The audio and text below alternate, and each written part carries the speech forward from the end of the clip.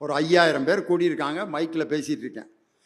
7:50 கடந்தும் பேசிகிட்டு இருக்கேன். கூட்டம் கைதட்டி ரசித்து சிரிச்சிட்டு இருக்காங்க.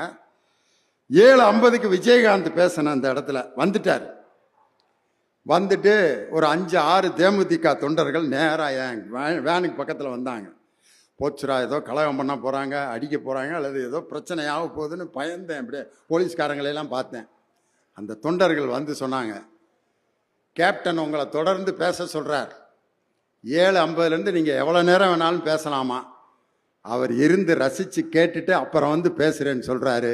பேச்சை நீங்கள் நிறுத்த வேணாம், தொடர்ந்து பேசுங்கன்னு சொன்னாருன்னொன்னே நான் அதுக்கப்புறம் ஒரு 15 நிமிஷம் பேசின பிறகு அந்த இடத்துக்கு அவர் வந்து பேச வர்றப்ப எனக்கு வணக்கம் சொல்லி உங்கள் பேச்சு ரொம்ப அருமையாக இருந்துச்சுன்னு அவரை விமர்சனம் பண்ணிய பேச்சை கூட ரசித்து எனக்கு வணக்கம் சொன்னார் அந்த விஜயகாந்த்ங்கிற அந்த மனிதர்.